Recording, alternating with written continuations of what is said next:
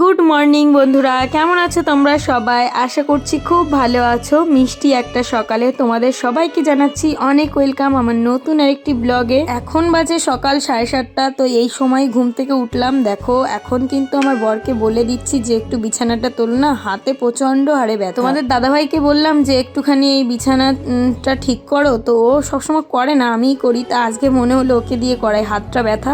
আর দেখো কি পরিমাণে ধুলো, কারণ এই শীতকালের দিনে সমস্ত জিনিসের ভিতর প্রচণ্ড এরকম ধুলো দেখা যায় রোদ পড়লে, আর ও পারছিল না জন্য আমি করে দিলাম।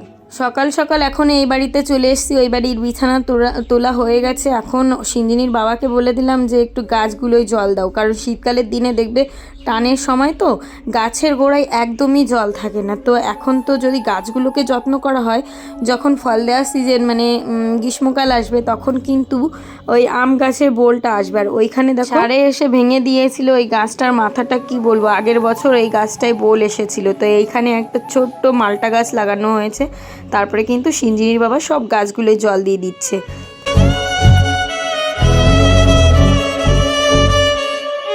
সকালবেলা থেকে এই যে কাজকর্ম শুরু হলো, সারাদিন করতে থাকবো। আজকে একটু মাটির কাজ করব, যেমন ওই যে ডোয়াটা আগের দিন ভেঙে রেখেছিলাম, মানে একটুখানি জল দিয়ে কুপিয়ে রেখেছিলাম, সেটা বানাতে হবে, রান্নাবান্না করতে হবে, মেয়েকে স্কুলে পাঠাতে হবে, সব কিছু মিলিয়ে হচ্ছে আজকের ব্লগটা থাকবে।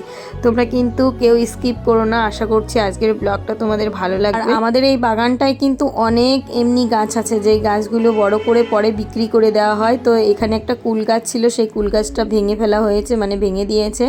আর এখানে একটা মানে এমনি লেবু গাছ ছিল, সেটাও বেঁচে গেছে, ওইটাও ভাঙা হয়ে গেছিলো। তারপরে কিন্তু চা বানিয়ে এনে এখন আমি কটা সিদ্ধ ভাত করছি, কারণ আজকে যেহেতু সোমবারের দিন একদম আমরা মাছ মাংস কিচ্ছু খাই না।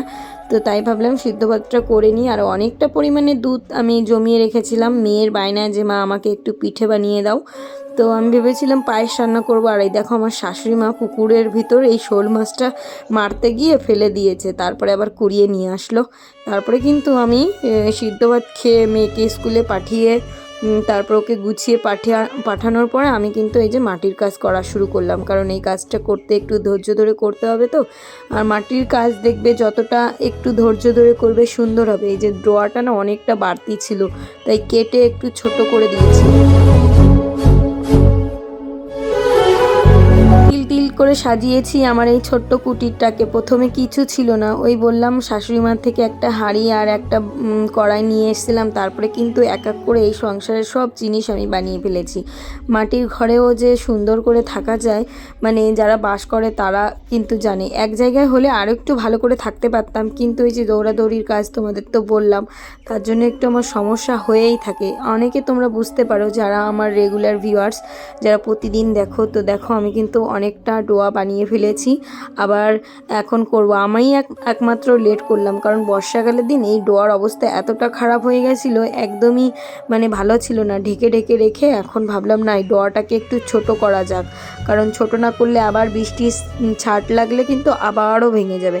তবু আমার মনে হয় আরেকটু বড় হয়ে গেছে, যতটা কাটা দরকার ছিল আরেকটু কাটলে ভালো হতো। সবাই বলছে, যেহেতু আমি বেশি একটা মাটির কাজ আগে পরে করিনি, তাই কিন্তু সেইভাবে তোমাদের মানে বলতেও পারছি না। পরে বানানোর পর সবাই আর কি বলে যে এটা হয়নি ওটা হয়নি। আগে থেকে বললে আমরা কিন্তু অনেক চেষ্টা করতে পারি সব কিছু ঠিক করার। তারপরে দেখো আমার কিন্তু ডোয়াটা বানানো হয়ে গেছে, এটাকে এইভাবেই রাখতে হবে, পরে আবার শুকালে পরে একটু তারপরে কিন্তু কাঁচি দিয়ে কেটে আবার সমান করতে হবে, সুন্দর করতে হবে। আমি ভেবেছি আজকে ল্যাপা পোছা করবো ঘরটায়, কিন্তু আর টাইম কোথায়, কত বেজে গেছে জানো, এখন বাজে 1টা। স্নানও করতে হবে, তাই ভাবলাম এখন আর করে লাভ নেই, কালকে করব।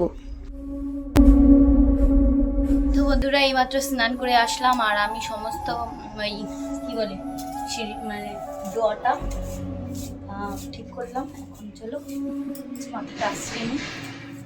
ওই মাটির কাজ করার পরে ঘরে এসে স্নান করে নিলাম। সিঞ্জিনির বাবা আর আমি একসঙ্গেই করেছি। তারপরে দেখো ওর পিঠে এই শীতকালের দিনে একটু তেল মাখিয়ে দিচ্ছে, তেল না বডি লোশন।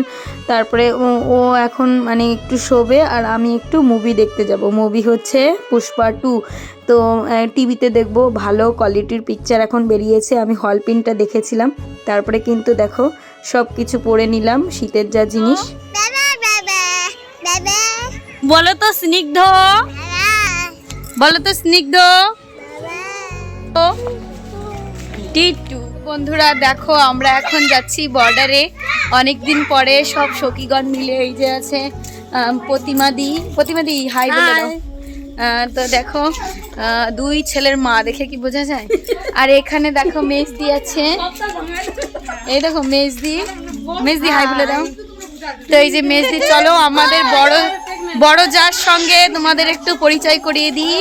আমাদের বড়দি, আমাদের বংশের প্রথম, যাকে ছাড়া আমরা একদমই মানে অসম্পূর্ণ, মানে যেখানেই যাই না কেন। এই দেখো, তো গাইস তোমরা কমেন্ট করো। অনুপমা দি তুমি কিন্তু অবশ্যই কমেন্ট করবে। এটা হচ্ছে আমার বড়দি, যেমন তোমাকে মানি তেমনই নাকেও মানি, ঠিক আছে? তো এই যে আমার একটা ভালো দিদি ভাই আছে, খুব গাইড করে। তো চলো তোমাদের একটু বর্ডারটা পিছন দিকটা দেখাই। ওই দেখো কত মানুষ এসছি আমরা বর্ডারে, পুরোটা কত সুন্দর লাগছে, পুরো সর্ষে।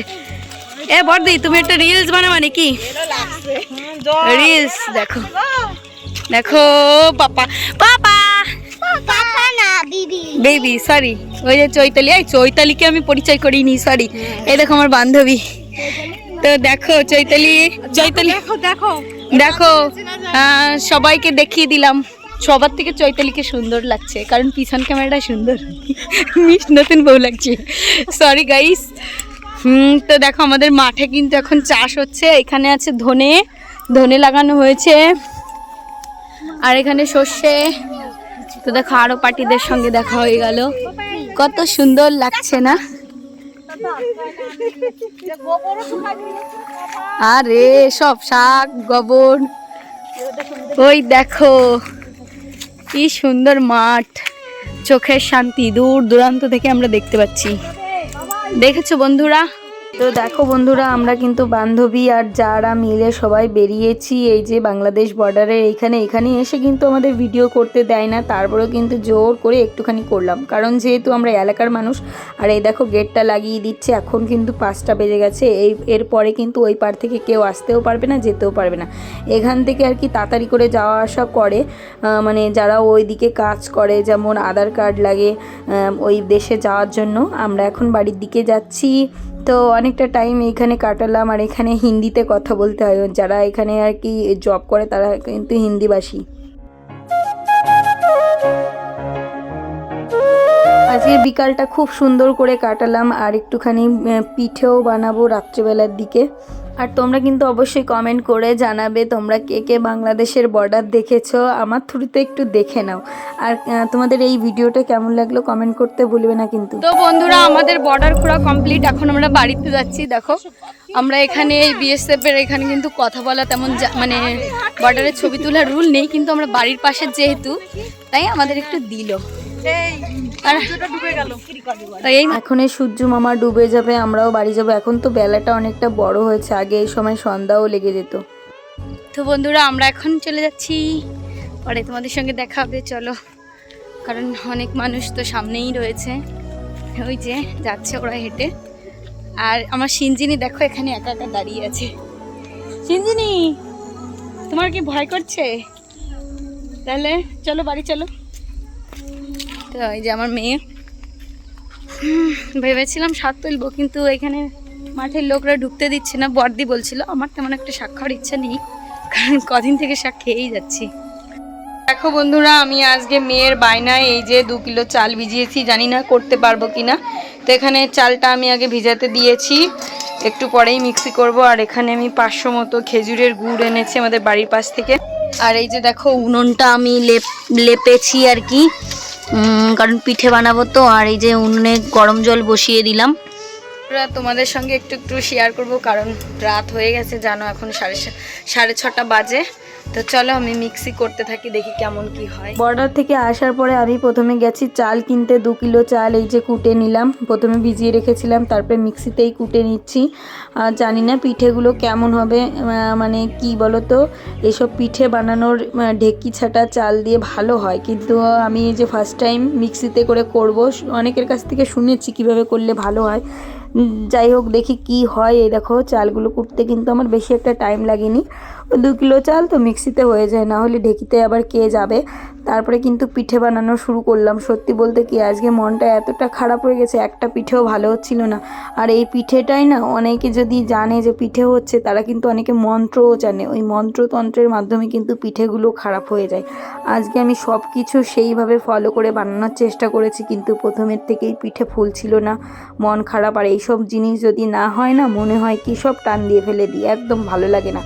আমার কাছে তাই মনে হচ্ছিলো। তো চলো 3-4 খোলা বানিয়েছি, মানে ভালো হয়নি। তারপরে বাচ্চারা সবাই ছিল, তাদেরকে দিয়ে দিলাম। ভেবেছিলাম দুধ দিয়ে ভিজাবো, গুড় কিনে এনেছিলাম, খেজুরের গুড়, তারপরে আমুল দুধ, গরুর দুধ জমিয়ে রেখেছি। তারপরে কিন্তু হলো না, কত আশা করে বানালাম, কিন্তু হলো না। লাস্টের খোলাটা হয়েছে বরের জন্য, এই যে দিয়ে দিলাম, মানে ফোলেনি তবুও ভিতরে ছিদ্র ছিদ্র ভাব হয়েছে। তারপরে বরকে দিয়ে দিলাম। আর আমার বরের তো খুব রাগ হচ্ছে, ও পিঠে এইসব একদম ভালোবাসে না, ওর কাছে ভাত কিংবা রুটি এইসবই পছন্দ করে। তাই ও খিদে পেয়েছে জন্য তাই কপাকপ করে খাওয়া শুরু করলো। লাস্ট ফিনিশিংয়ে আমি গিয়ে খেলাম, লাস্টে 2-3 খোলা ভালো হয়েছে, সেগুলো আর ধৈর্য ছিল না তোমাদের সঙ্গে শেয়ার করব। আর এই দেখো খেজুরের গুড় দিয়ে এইভাবে পিঠে খেতে কিন্তু ভালো লাগে। মার কাছ থেকে খেয়ে এসেছি, আর আমার মেয়েকে বলেছি, বাবা দিদুন বাড়ি থেকে খেয়ে এসেছো, এখন না বানালে হয় না। বলে কি তুমি এত কুড়ে কেন, বানিয়ে দিবা না তাই বলো। মানে কত যে কথা শিখেছে মেয়েটা, মানে এত বড় বড় কথা বলে। তারপরে ভাবলাম ঠিক আছে আমি করেই দিই, নিজের আত্মসম্মানে বেড়েছে মানে। তারপরে চলো বন্ধুরা, আজকের ব্লগটা কেমন লাগলো অবশ্যই কমেন্ট করে জানিও, ভালো লাগলে লাইক করো, টাটা।